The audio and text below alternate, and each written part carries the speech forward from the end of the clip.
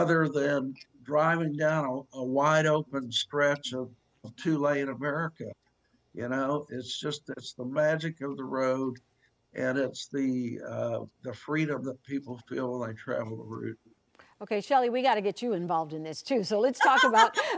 Oh, I think that especially when you go out further west and you've got, the big skies of New Mexico and Arizona, and it's so the West. Yeah. And international travelers love that. It's cowboys and Indians, and they love going thousands of miles without pulling out their passport.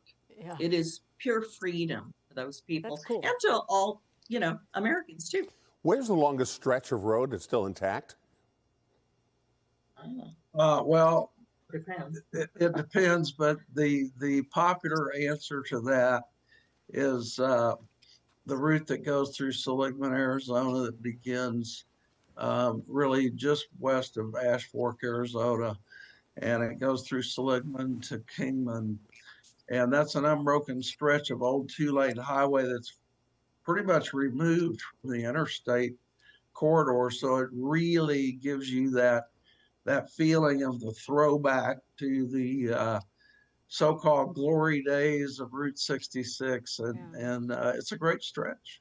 Yeah, I wondered, because it's been years since I've driven part of Route 66, but you do feel like you're going back in time, because a lot of these communities that are part of this highway, it seems like they want to keep history alive. So you are really driving to some areas where you see old signs and things that look like, oh, this had to be made back in the 60s. So I want to talk about some of the things we see on Route 66. And let's start with Illinois, because I understand that, and since I took it starting from Oklahoma, I didn't see this, but Illinois, the attraction is the world's largest ketchup bottle and a space-themed Gemini giant a space-themed Gemini giant. Okay, so let's talk about the highlights. Have you seen those two things? I've seen pictures of them. Okay. Yeah, I have not. That's just that's Illinois itself. But what are some of the key highlights when we think of Route 66? What is the first thing that tends to come to your mind?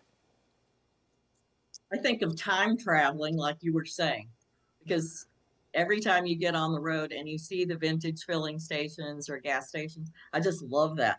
And what else? It's a hard question to answer, because the road means different things to different people, but it's a combination, I think, of the vintage roadside attractions that have been there for decades, along with some of the newer, more modern, kitsy kind of things, like the tallest ketchup bottle and Gemini giant, and some of these things that really people are fascinated with this stuff. Like, I love the big blue whale in Catoosa, Oklahoma. Yeah. I mean, he's landlocked, and there shouldn't be a whale here, but he's there.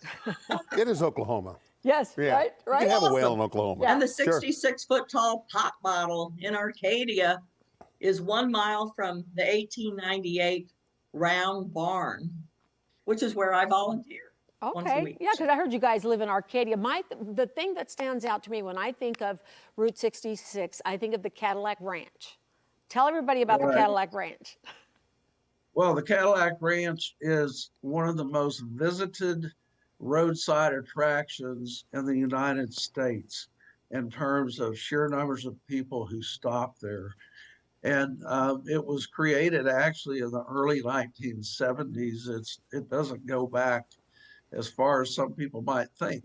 But the idea was that it would be a piece of public art representing the tail fin era of the Cadillacs, and which harkens back directly to, the vacation boom days of Route 66 following World War II. So the Cadillac Ranch is extremely popular, and it's easy to access because it's right off of Interstate 40. Yeah, when Amarillo. I think of Route 66, I think of that iconic black and white photograph. I think looking, from a location, I think in New Mexico, Arizona, looking down that lonesome road with those 1950 cars parked over to make a little roadside stop. And I think of like those teepees. Yeah, the That you could teepees, yes. stay. Can I still stay in a teepee? You sure can. There's a couple of different locations on Route 66. There's one in Holbrook, Arizona, and there's one in San Bernardino, California. You definitely can get your kicks in a wigwam. Wow. Yeah, and those are vintage. They go back to the 1950s, and And they're really nice too. Wow. yeah, they've been well taken care of. So, excuse me. Another thing I think of is the big Texan steakhouse. Oh, yeah. Texan waving. Right. You know, can you eat the whole steak? What is it? How many? It's like 64 ounces. What is that? It's 72 72. ounces. And 72 ounces. That's not something I would ever try. Is that But- I would? Is that Yeah, Amarillo? Amarilla. Yeah, Amarillo. Remember, I've been Mark, mispronouncing you'd it. have to have a salad and Yep. a shrimp cocktail Potatoes. and all this other stuff. Yep. You got to besides the finish the steak. whole thing. Yeah, you know, Well, if you can say anything to anybody about, because this is the centennial, and I understand tourism as a result has been huge. Like people are hitting the road to kind of reconnect with Route 66. Tell everybody why they want to take advantage of this part of Americana, because it truly is. Well, I think the main thing, I mean, anytime you get on 66 is a good time, but this year especially, you know, beckons people to take this trip because it's the 100th anniversary, and there's going to be a lot of merchandise geared toward the centennial, a lot of souvenir type things, passports and all this stuff. And so people want to be able to say, hey, you know, I did Route 66 in the centennial. And I think that's going to drive a tremendous number of people to the road this year. And it's especially good because this will carry over for years to come. And believe it or not, there's still a lot of communities out there on 66 that struggle economically. And this is the kind of thing that will really help them out. Indeed. Great. Yeah. So really, Route 66 is for some communities, as you pointed out, kind of the last little vestige of economic influx. There are still people that are still kind of surviving on the vine. Indeed, that's right. I mean, people should not just go and take pictures. You know, they should go into the TP Curios in Tucumcari, New Mexico, and buy something. You know, and go to Joseph City, Arizona, to the Jackrabbit Trading Post. Go in and buy something. You know, you can get a magnet, but just help them out. I need Yeah, a it all jackalope. helps. The bypass by the interstates that occurred over about a 20-year period just literally decimated dozens of smaller communities along the Route 66 corridor. And many of those communities still struggle. And so every little bit helps. Yeah, absolutely. I love that you can get passports too. How fun. I want to hit the road again. This sounds Let's like go. a great time. And I can't wait to get my hands on your book. Show us the cover again. I think that's something that should be available at every stop, right? So people can enjoy it. It looks absolutely beautiful. Had to be a great time putting that together. The book it's a big, beautiful coffee table book, and we call it a biography of the route. It's not a guidebook, but there's so much in there that will help people identify with the places that they visit, and the book's doing very well. So we couldn't be more pleased. We are so happy to talk to you guys. Yeah, great insight, great information.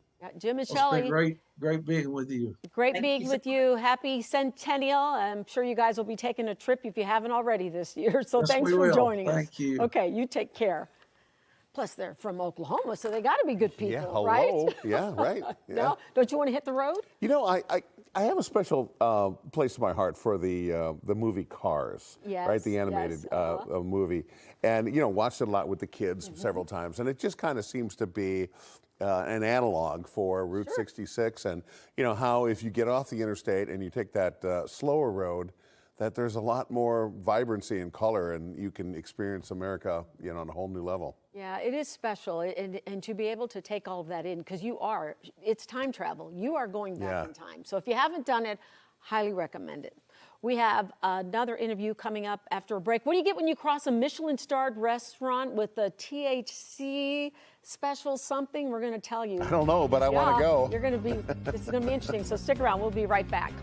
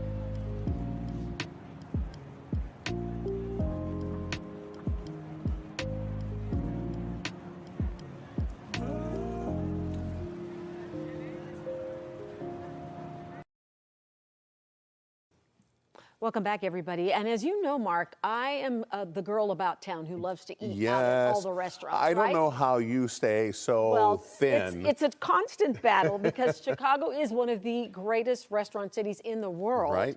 And coincidentally, the place that we're about to talk about, I just ate there a couple of weeks ago. It's one of the hardest reservations in town to get. Wow. And my girlfriend was on a wait list and she finally got on. I mean, I've been waiting forever to go. And she said, hey, do you want to come with me to Carino? I got a reservation. And you're I like, said, how in the world did you get this reservation? Right. I am in. So I went and ate. I had this amazing tasting menu. It's the most delicious special dining Mexican restaurant in Chicago. He is up for a James Beard Award. Really? He got his Michelin star. He is the subject of this series that's been going about, Chasing Michelin Stars. This is the it chef of Chicago right now, and his name is Norman Fenton, and he is joining us now from Carino Restaurant. Chef, great to see you again.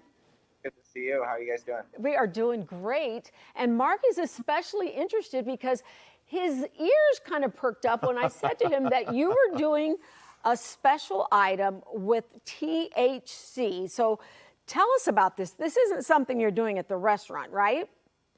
No, unfortunately, that's not something that we can provide here at the restaurant, right? So, Okay. And a lot of people are saying too bad. Yeah. Yeah. Yeah, right. Well, it's it's a legal thing that you have to go to the store and get it all done. So we did a collaboration with New Era, which is a locally owned, family-operated dispensary throughout Illinois. They have many locations, but they've done collaborations in the past with other chefs and different kind of restaurants. So recently they did one with JP Garzana with the Jardinera. They're doing ones with Sanders Barbecue down there in Beverly, who's also been nominated for a James Beard Award as well. And they approached us and asked us if we want to do something. And they kind of just gave me the leeway. So we created, we do a chamoy sauce. So chamoy sauce is a condiment in Mexico that is kind of sweet, spicy, tangy. You can use it on all kinds of things, whether it's ice cream, sorbet, fruit, or popcorn, anything. I mean, honestly, my wife and my kids, they use it on everything. But it's part of some of the dishes that we make here at Carino. So we thought that would be a really good way to showcase who we are as a restaurant, and the food that we cook and the style of cuisine that we make, and still kind of make it fun. So we partnered with them, and it's been a really cool experience so far. Okay, I just want to clarify something. When you said your wife and child use this sauce all the time, they use the one without the THC, right? Well, yes, 100%. Yeah. 100%. I want to clarify that. Mm-hmm. Because when I went to your restaurant, I had one of your yummy desserts. It had the chamoy. It did not have the THC version of it. So explain how this collaboration kind of works. So you are putting this in that particular sauce. That's your Carino sauce. And what is the benefit of having this in there?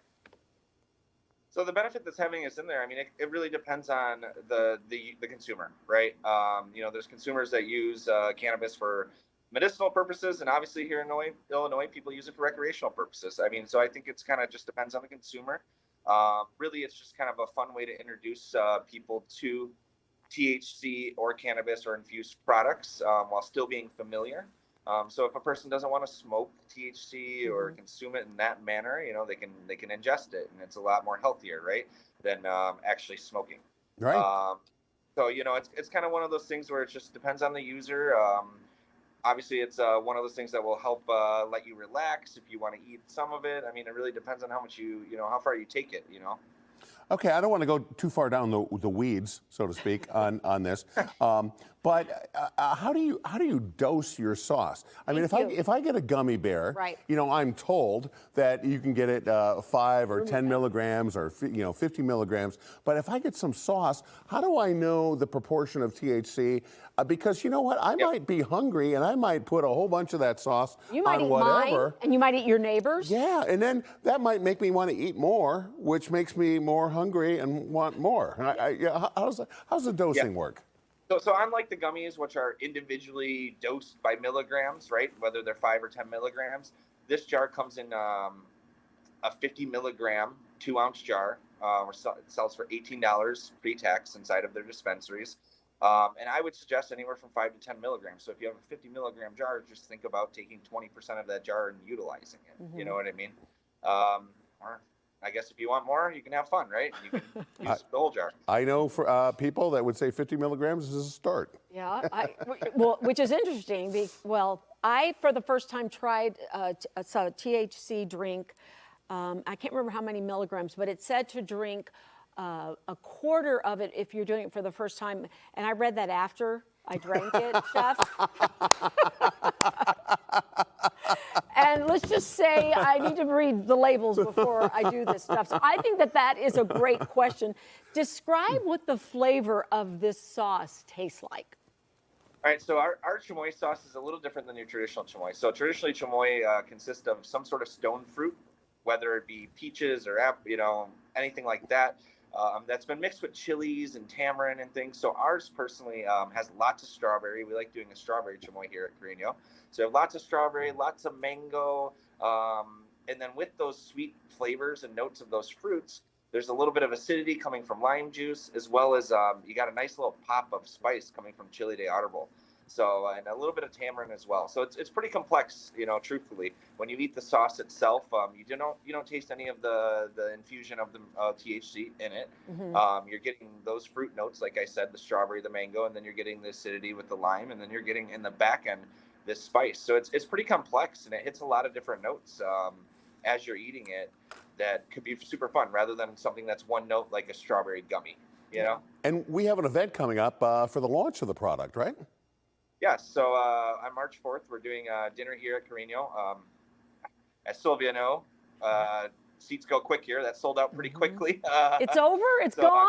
March 4th, we're launching the chamoy here, and we're going to do a dinner that is in collaboration with them. So it'll just be a tasting menu where guests that are dining with us that night do have the option to add that chamoy to their meal. Okay. And then we'll put it in different ways. So maybe we'll put it on a mango nata, maybe we'll put it at the end in a dessert, or like a pâte à fruits or something in mignardises. So, the guests do have an option to utilize that product within their experience here in Carino on March 4th. And you're telling us it's sold out. Unfortunately, yes.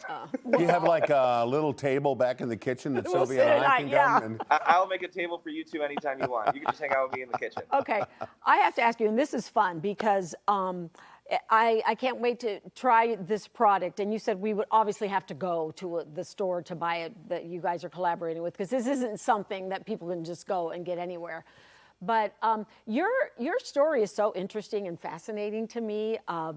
You know, you just got that Michelin star. Was it last year? Is that right? Yeah, so we've been open for 2 years. Mm-hmm. And basically we opened at the beginning of 2024, and by November 2024, yeah, we had a Michelin star in this restaurant. I that mean, we retained. that's crazy to be able to get it that fast. And I watched that documentary because of you, the Chasing Michelin Stars, and he is one of the Chicago restaurants featured. If anybody loves the food world, this is a fun documentary. The first one is about 2 restaurants in New York, and number 2 and 3 in the series are about a few Chicago restaurants, including Chef Ben's Perino.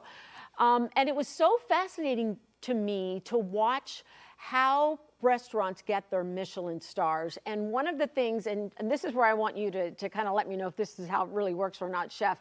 One of the things they talk about is if they get a diner who is a single diner, then all of a sudden the restaurants are on alert because that could be a Michelin guide person, right? Tell me how that works.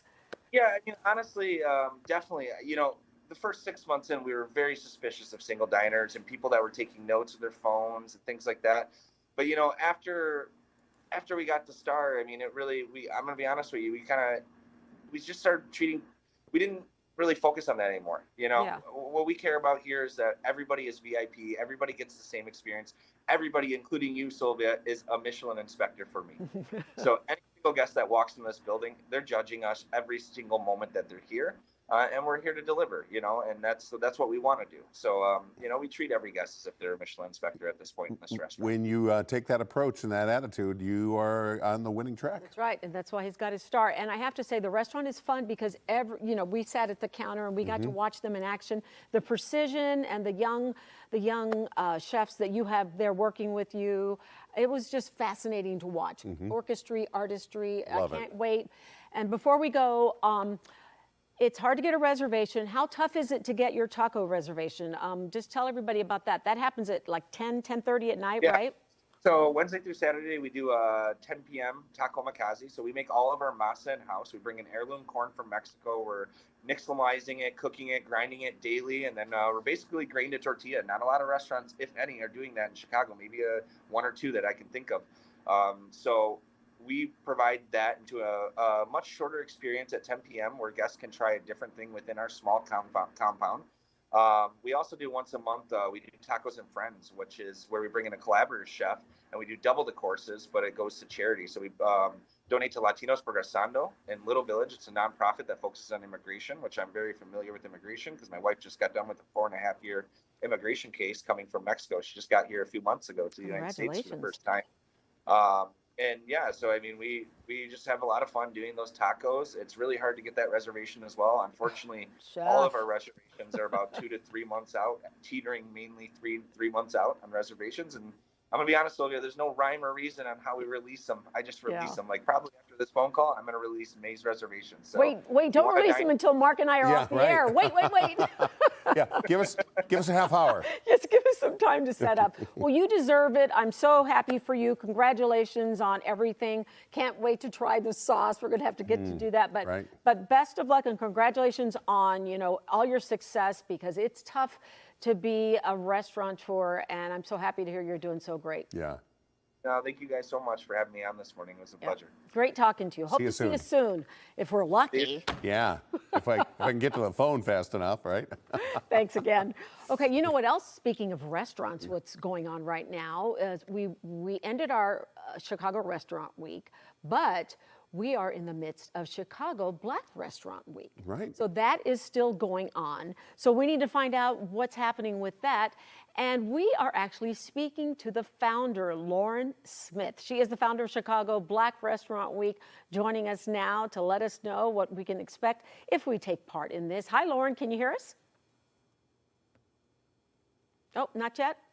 Let's do this. Oh, there she is. Hi, Lauren, how you doing? I think. Can you hear me? We can hear you. Oh, good. How are you? I'm doing wonderful. I'm currently on the open road in a semi truck, just hanging out, having a good time. Oh, But okay. I never want to miss the opportunity to talk about Chicago Black Restaurant Week. Before we start, Yes. we've got to hear about why you're on the open road in a semi truck. That sounds like a story in and of itself. Well, I'll go ahead and give you just a little snippet. My very significant other is a truck driver. So sometimes I go with him, hang out, and I get to see a lot of Illinois, Indiana, Michigan, all the places. So it's pretty Good cool. for you. You're riding shotgun. I love it. Yes. I love it. Okay, but let's talk about Restaurant Week, because Black Restaurant Week started how many years ago? And you are the person responsible. Wow, that's a pretty big deal. Tell us about the history here. So I was actually at a Black-owned event, and I was thinking about the fact that I just wanted to see more Black-owned businesses represented in a larger scale. So I said, let's start Chicago Black Restaurant Week. I think that would be a really good thing. And the beginning of it was my friends were owners of restaurants. And so I said, hey, y'all, I'm getting ready to do this thing. Why don't you all come on and let's do it? And they said, yes, let's go. So it kicked off from there. And now we're at year 11. And when I tell you this is my favorite time of year next to my own birthday, this is what I look forward to every single solitary year. So it really originated in 2015. The first Chicago Restaurant Week was in 2016, February 2016. Wow. That is fantastic. And, you can coordinate this even when you're on the road. Exactly. That's what I find amazing. You're an organized human being, aren't you? I have to be a Jackie of all trades. If I'm, have my hand in different pots, moving around, doing different things. But if I can do this, and it really started out as a virtual type of experience, because you got to think, social media was really picking up, early 2000s or what have you. And so now that restaurants are on there, it gives people more opportunity to see the businesses and whatever's going on. And I said, this is going to be the perfect thing, because everybody's on social media 24 hours a day, 7 days a week. So you can't miss it if you're looking for it. And now I'm trying to give people something to look for. And I've just been enjoying all of this since 2016. I'm having a ball. Well, I understand there's nearly 40 restaurants that are now taking part. So you guys have this has blown up. It has become extremely popular. Tell me the kind of reactions that you have gotten from the restaurants that have taken part. Do they say that this is something that is big for them every year now?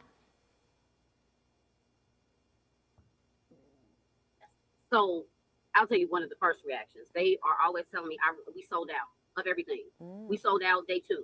So that, that's a good problem to have. In my personal opinion, you're selling out, which means people are patronizing the business.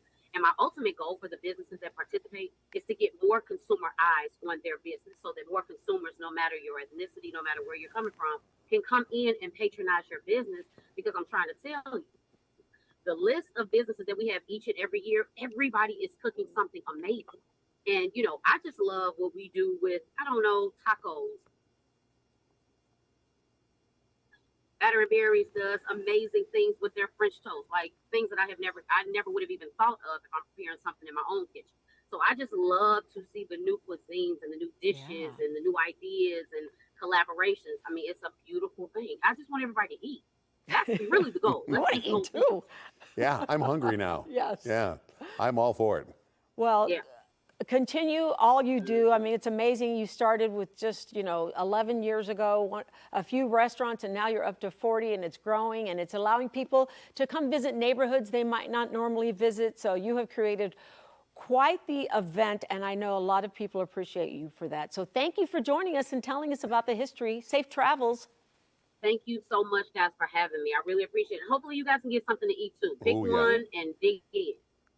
We definitely will. Thank you again. I thought maybe she was going to tell us she was on Route 66. She may have been. Right? We'll be right back.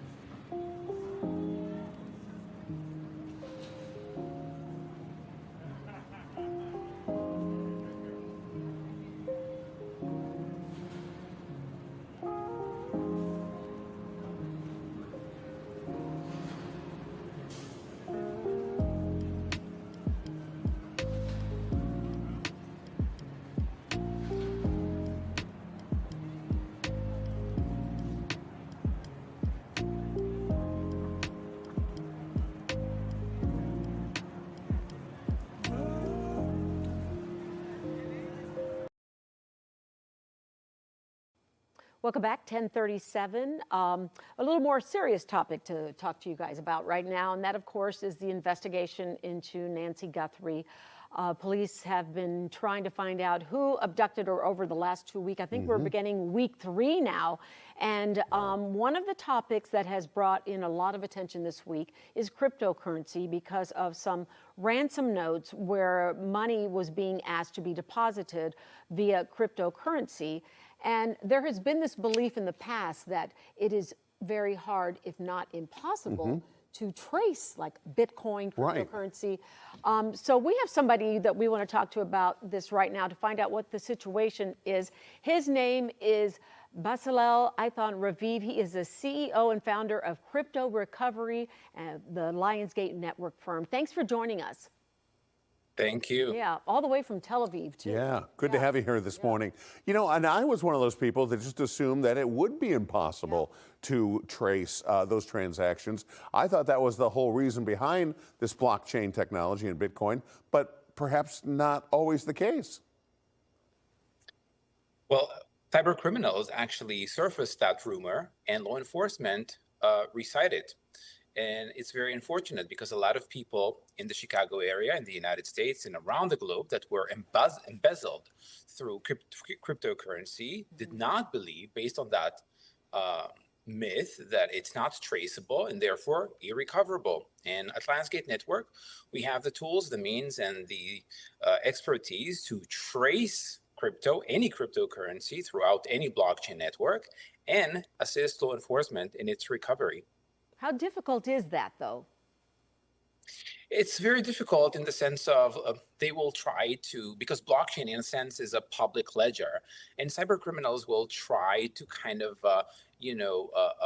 cloak the transfer, the movement of crypto across different wallets. So they can take $1 million and disperse it into 200 wallets. So for law enforcement, obviously, it requires a lot of expertise and a lot of time and manpower to be able to do that with one single case. And it's a fairly new technology that not everyone have access to the forensic tools for crypto and blockchain. For us, it's water. It's very fluid. It's a fluid process because we've done it tens of thousands of times with different cases that we have interviewed at Lionsgate Network. So for us, it's the tool that we feel very comfortable with, and where we have the upper hand when it comes to cyber criminals using crypto to steal fiat money, to basically steal people's money from their bank, their 401k, and basically use crypto as the gateway to kind of stash it. This is amazing to me because I did not know this was even possible. I thought once it went into the crypto world that it was behind this curtain. And, you know, I was really concerned, especially following the case of the kidnapping in Arizona, because to me it always seemed like kidnapping was the most foolish crime ever, because at some point you have to get the bag of money physically to the kidnappers, which is always, if the FBI is involved, you're almost always going to get caught. So then all of a sudden I hear about this Bitcoin, and I thought, oh my goodness, we're going to be in trouble, because now kidnapping is a crime that could come back around and become a bigger deal. But I'm so happy to hear from you this morning that it is traceable, and that, you know what, that we can track down these criminals. In fact, you have to be dumb as a bag of rocks to be able to embezzle or to request money, ransom money in crypto, because we will be able to trace it by sending a single dollar. We can probe any crypto wallet with a very insignificant donation, air quote on donation, to get information that you did not plan to reveal in the first place. And this is exactly why it's the last thing you want to do, to steal someone's money from their bank and move it into crypto, or request funds in a hostage situation. It, for us, again, is the worst thing you can do. You've exposed yourself the minute you've offered the wallet. Unfortunately, we don't have access to the wallet because it's only with law enforcement at the moment, but we are available, and we've made that very vocal. We are available to assist law enforcement in the United States to discover who is the clown behind the wallets, 2 different wallets that were provided. Interesting. Okay, two different wallets. That's where the money is going into. So walk me through. Say I'm somebody who's trying to extort somebody else, and I am asking them to put that Bitcoin in my wallet. And even though it might be, let's say, a small amount, what can even a small transaction reveal to investigators in a case like this? A lot, from IP or location to how you disperse the funds and the exit points, because again, crypto cannot be used. It's a code. The only way for you to enjoy this money is to exit it to fiat, to cash. You need to cash it out. And to cash it out, you'll need the custodian wallets, the crypto.com, the Coinbase of the world. And we will be there because we can mark and colorize each and every transaction, leading us to exactly how you've dispersed the funds and how you tried or attempted to exit them into cash. So it's a very unfortunate for cyber criminals to act in this way. And I know a lot of people have believed the myth, but we are here to clearly say there is no unkosher transaction in crypto that can't be traced. We'll be able to trace any single transaction.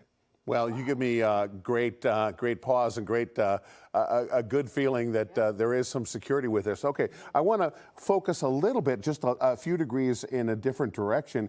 You know, we've all heard about the guy, I believe he was in England, that recycled his laptop, and then that went apparently to a landfill, and he lost hundreds of millions of dollars in crypto. Is there any way for him to recover that? So essentially, blockchain is a very superior technology to other technologies where you can edit or audit the code, right? In blockchain, one of the rules is that a transaction can never be reversed. It can be traced and the funds can be seized and therefore recovered, but you cannot reverse the transaction. That's one rule. The other rule that is important for this scenario that you have described is that you cannot hack a wallet, and I believe that was a cold wallet, meaning you store it on a USB, which cannot be broken into. That person lost the wallet, the actual physical wallet, with its seed phrase. So therefore, it cannot be recovered in the sense of you'll need a supercomputer to be able to kind of bring back the seed phrase that were used, which is I don't know, like something around 350 million different options to be able to lock down the seed phrase to be able to penetrate that wallet. Again, it's not our area of expertise. We are focused on forensics when there is crime involved, where people were embezzled. This is the goal and the vision for the company, to terminate malicious actors using crypto to target innocent. But in this case, this is not finite situation, but I would say for now, the chances of getting to penetrate that wallet are not so good. So you were telling me that guy's screwed. Its time has gone on. Yeah. Is in many ways, I believe he feels screwed, but a lot of people in the crypto environment do feel screwed because they haven't learned the lessons that crypto and blockchain do not mimic how we handled custodian money with custodianship. This is a very different domain, and that's why law enforcement suffer a little bit here, because cyber criminals have seen that law enforcement will not enforce crypto-related crime. And that's why we have this very unfortunate case where hostage is now the new fashion, and where crypto is being asked as the ransom money because they believe that law enforcement will not be able to enforce it. And so far, they're not so wrong, because 14 days into this case, and law enforcement still do not have a clue on how to intercept the cyber criminals behind this case. And I have to ask you then, so the FBI in the Nancy Guthrie case recently doubled the reward leading to her whereabouts from $50,000 to $100,000. What does that tell you about where the investigation is, and what are they trying to do by increasing this? First of all, it tells me that a life of an American right now is quoted $100,000. And that goes for all Americans. And that's very unfortunate because this is what we hear, right? We are all the way here in Tel Aviv, and this is what we hear. And this is kind of troubling. So my life is worth $100,000. And also cyber criminals take note and they say, this is what law enforcement requests to get us arrested. So basically they go with a far higher number when they request the ransom in any ransomware. The other thing that I believe that we are seeing in this very puzzled case, that law enforcement is quite puzzled. They don't have a clue. And this is the message that every citizen in the world is observing, not only in America, all around the world. People believe that law enforcement is low on enforcement and something needs to give. And it's best be that we will be resilient in understanding that a lot of people that have been embezzled financially in many years now, they cannot find the 9 and the 1 in their dialer telephone. They can't call police anymore because they don't know that someone will help them. And this is a game changer for cyber criminals around the world, that they go from intercepting and targeting infrastructure and networks to targeting the individual at the end of the tunnel, us, the users. And this means that this is a new era where we kind of have to enforce our own and protect ourselves. Don't you believe it feels different? Like now one person is missing in the world and there is no one to help get her back. It feels very, very off. And that's basically where you come in, correct? I think that's where we all come in as a community. We all feel the same thing. We all feel that I've built a company based on the bridge or the gap between crime and enforcement. This is the reason why Lionsgate Network was founded 3 years ago. We wanted to say that crypto and blockchain, cyber criminals do not belong there. It's not a place for the corrupt. And the best way to do that is to face off with cyber criminals and let them know that we're not stepping back and we are not withdrawing. This is a statement that is very formidable, that we want to challenge anyone who believes that there is a place, a secret hiding place where crime can be conducted. We want to refuse to believe that there is a spot, even when there's no light, you can do something wrong against someone and not be accounted for. Well, if I can just, if I can just ask you, because we're out of time. It's been really interesting to hear you talk about what's been going on with that case, and also, how we have looked at this world in a false sense, that thinking that there was nothing that could be done. So with that said, what do you want our viewers to know about how we protect ourselves? You must understand that online experiences have changed forever because the social platforms are being used by social engineering criminals, where we are being targeted through the day-to-day softwares and platforms we use. We have to become our own protectors and our own defenders, because all of these platforms are protected by different rules, by different laws that they have made sure will become registered. So everyone who is using their telephone and computer, remember that burglary and theft is not necessarily through what you have in your house, but the data that you have on your computer, on your smartphones, etc. So whenever someone solicits you for something that feels very familiar and you do not know them, and normally it will be through a random text message or a DM, do not follow the lead, because cyber criminals are incredibly sophisticated in 2026, and they also have AI on their side, which can mimic a reality you would believe. Do not fall for the trap, not emotionally, because cyber criminals do not target intellect, they target emotions. And we need to make sure that our emotions are not being given for free. We need to be able to challenge that, and we need to train ourselves differently than how we used to. Wow, that's scary to hear, isn't it? Right, Yeah. it really is. Well, thank you so much for joining us. Very interesting information and insight into what's been going on with not only that case, the Guthrie case in Arizona, but just on how we all need to be on our toes and on alert to make sure we protect ourselves. Thank you for taking the time to talk to us today. Thank you, Chicago. Okay. Thank you, Tel Aviv. You have a good evening. We'll be right back.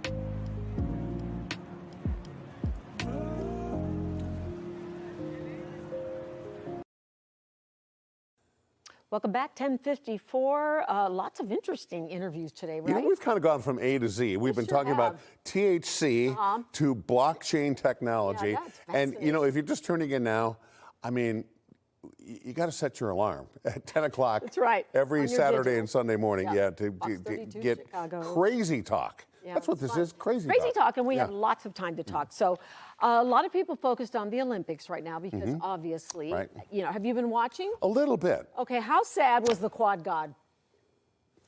Okay, That's a so little this bit I guy didn't was watch, going to okay. do 7 quadruple jumps for the ice skating. Oh. Poor guy, and he just kind of choked. And Oh, everybody no. thought that he's the greatest skater in the world. I Yeah? think he still is. Yeah. But he was saying that the Olympics, that platform is like nothing else you ever experienced. Because of the He's won- pressure? yeah, he's won world championships. He's done it all. Yeah. But he was saying this was his first Olympic, and there was something about it. No kidding. Yeah.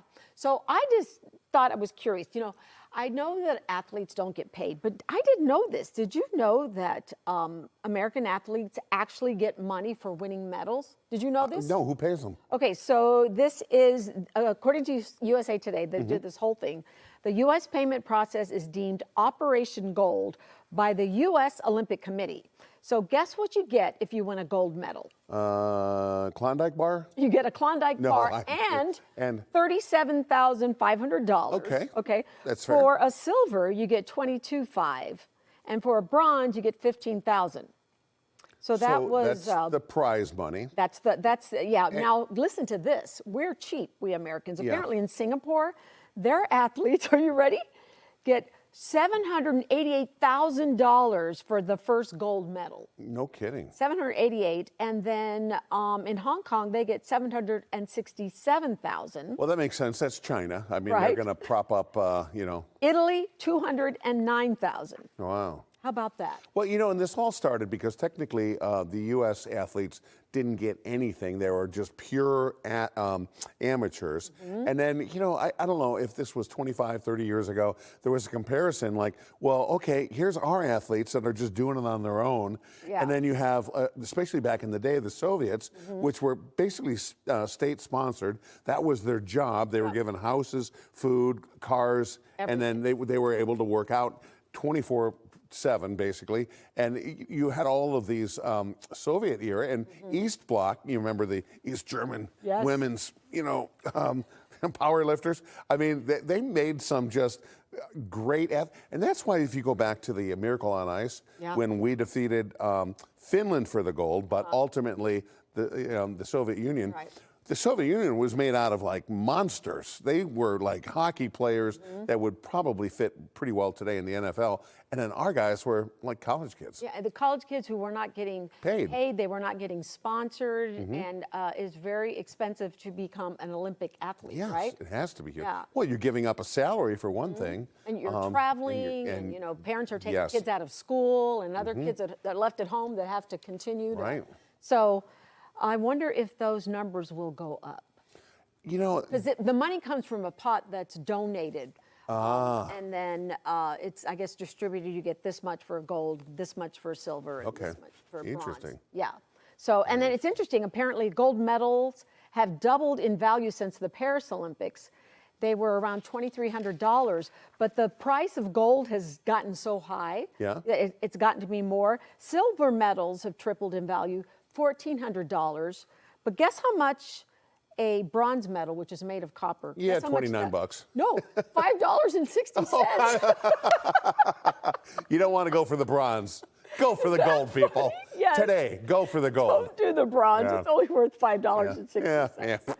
Hey, thanks for watching. We have such a good time here. So happy that you were able to join us. Enjoy the rest of your Sunday. Get out because the weather's awesome, isn't it? Gold Star Day. Yep, great. See you later. Have a good one.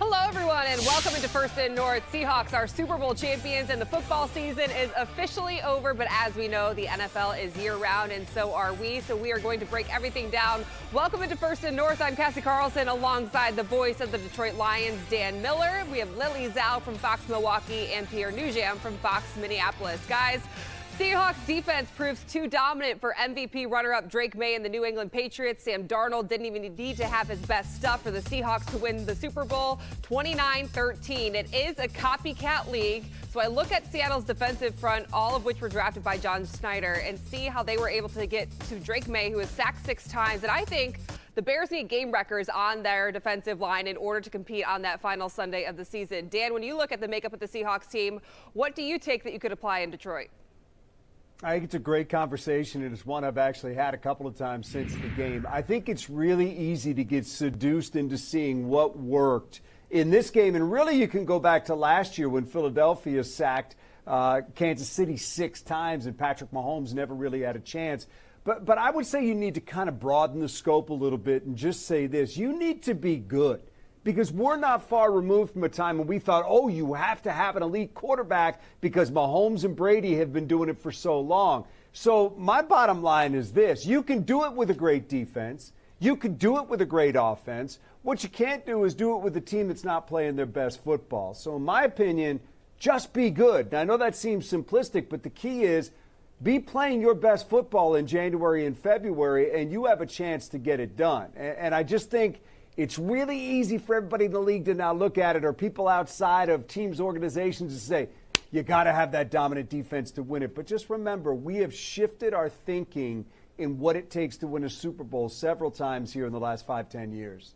Well, I also think you could point to that they were the best, arguably, at all three phases because special teams played a huge role in the Super Bowl as well. And I had a conversation with someone else who said, you got to hit on your draft picks. And Pierre, you know that, and what the ripple effect can be if you don't, as they fired the Vikings GM last week and we were talking about it. But do you just look at the quarterback and still think, what if Sam Darnold was still in Minneapolis?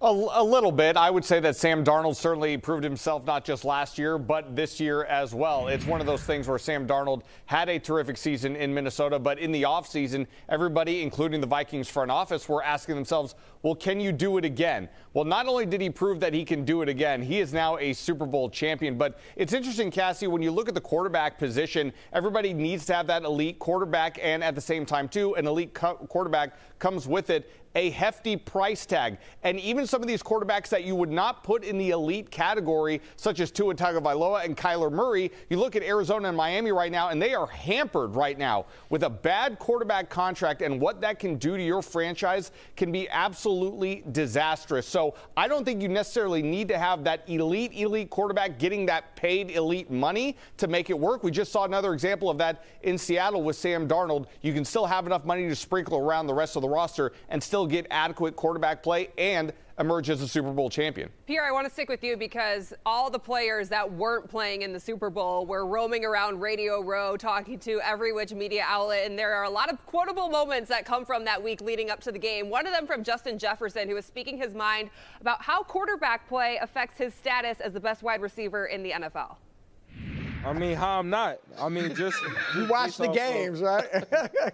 Just based off the quarter. I mean, you know, a lot of people base it off of the quarterback play and, you know, just different things that really go into, you know, my position. Obviously, I got to, you know, rely on and, you know, I got to depend on a lot of people in order for me to get that ball. So, you know, if I don't have, you know, an elite, elite position or elite quarterback that's throwing me the ball the entire year, then it's a little bit difficult to be in those conversations. Think this creates some drama in the locker room when everybody comes back? You know what, Cassie? I think Justin Jefferson has done more talking in a week than I've heard him in perhaps the past 5 seasons, and a lot of it has kind of raised my eyebrows just a little bit because I'm just a little surprised that he's so open. Not to say that he's incorrect. I mean, there's a difference between, you know, perhaps being flawed in your honesty and being factually correct. And I believe that Justin Jefferson has been factually correct with everything that he said thus far. It's just raised my eyebrows a little bit in the sense that he has gone public with some of those comments. And I know J.J. McCarthy is probably looking at those comments thinking to himself, well, it's obvious that Justin Jefferson needs me to raise my game because he has not put up the elite numbers while I've been under center at quarterback, and that is certainly true. But again, I'm just a little surprised that Justin Jefferson would go as public with it as he has had. But again, I cannot fault him for saying what he has said because everything he has said has been factually